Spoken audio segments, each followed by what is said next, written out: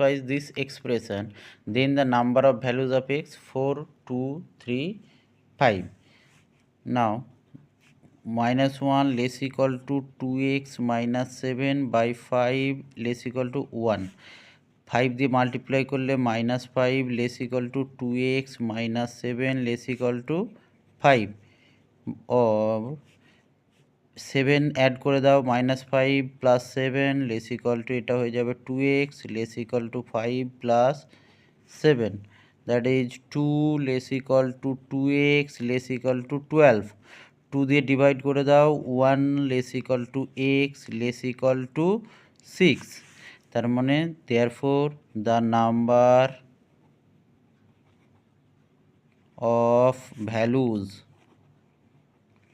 of x equal to 6 minus 1 equal to 5.